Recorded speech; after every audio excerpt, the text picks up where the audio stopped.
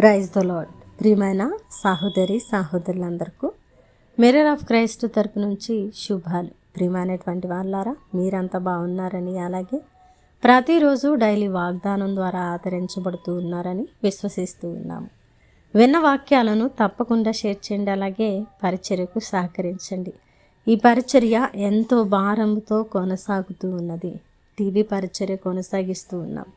మరి ఇక్కడ ఈ పరిచర్యలో మీరు విత్తితే మీ ఆత్మీయ జీవితాలు, మీ పరిస్థితులు అన్నీ ఆశీర్వాదకరంగా దేవుడు ఉన్నతమైనటువంటి కార్యాలు చేస్తారని చెప్పడానికి సంతోషిస్తూ ఉన్నాను. మరి ఈరోజు దేవుడు మనతో మాట్లాడుతున్న బలమైన వాగ్దానాన్ని ధ్యానం చేసి మన జీవితంలో పెట్టుకొని ఫలించే వారంగా ఉందాం. కీర్తనల గ్రంథము 34వ అధ్యాయము 4వ వచనము.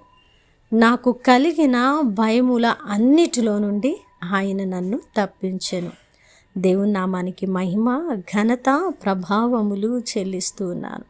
ప్రియ సహోదరుడా, ఈరోజు మనము నిలువబడి ఉన్న పరిస్థితులు నిజంగా భయానకంగా ఉండి ఉండవచ్చు.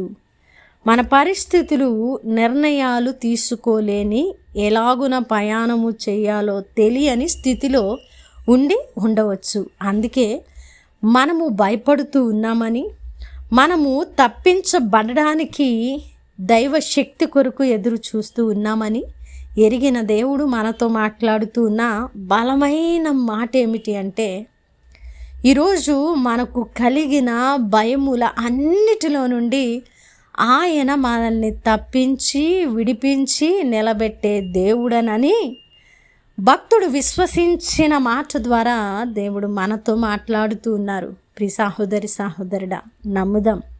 ఎందుకంటే మనకు కలిగిన భయాల అన్నిటిలో మనుష్యులు మనల్ని తప్పించలేరు.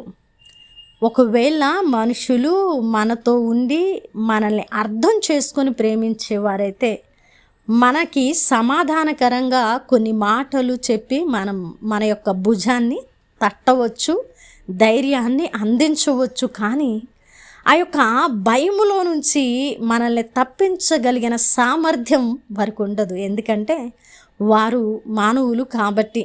కానీ దేవుడు దైవిక శక్తి కలిగిన వాడు కాబట్టి, ఆయన ఉన్నతమైనటువంటి వాడు కాబట్టి, సమస్తమును నిర్మించిన దేవుడు కాబట్టి, జీవం కలిగిన జీవాధిపతి, సమాధానకర్త కాబట్టి, మనకు కలిగిన భయముల అన్నిటిలో నుండి తప్పించడానికి ఆయనకు అధికారం ఉన్నది, సమర్థత ఉన్నది.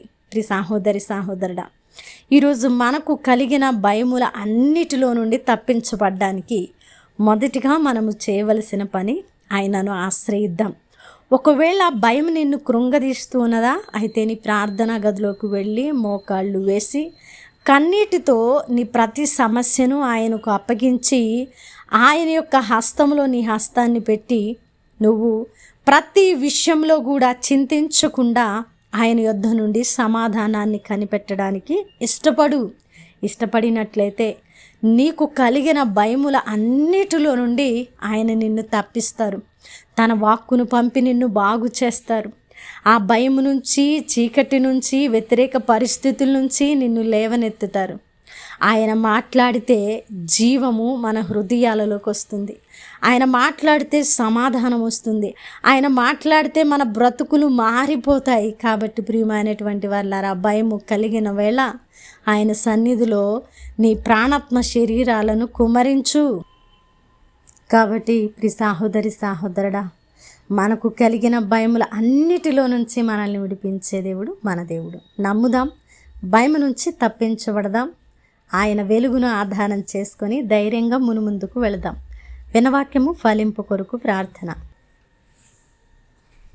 పరిశుద్ధుడా, ప్రేమ కలిగిన తండ్రి, మీ బంగారు పాదాలకు వందనాలు, స్తుతులు, స్తోత్రాలు. అద్భుతమైన వాక్కు చేత మాతో మాట్లాడి మా హృదయాలను కట్టి బలపరిచి మాకు కలిగిన భయముల అన్నిటిలో నుండి మమ్మల్ని విడిపించినందుకు, విడిపిస్తానని మరొక్కసారి వాగ్దానము చేసినందుకు మమ్మల్ని బలపరిచినందుకు మీ కృతజ్ఞతలు ప్రభా. ఎవరైతే ఈ మాటను నమ్మి అవును నా దేవుడు నన్ను విడిపించే దేవుడు అని విశ్వసించారో వారి పట్ల ఈ వాగ్దానాన్ని నెరవేర్చండి. అలాగనే ప్రభా, ఈ పరిచర్యకు సహకరిస్తున్న ప్రతి కుటుంబాన్ని దీవించి ఆశీర్వదించమని ఈ ప్రార్థన నజరేయుడైన యేసుక్రీస్తు నామమున సమర్పించి అడిగి వేడుకుంటున్నాము తండ్రి, ఆమేన్.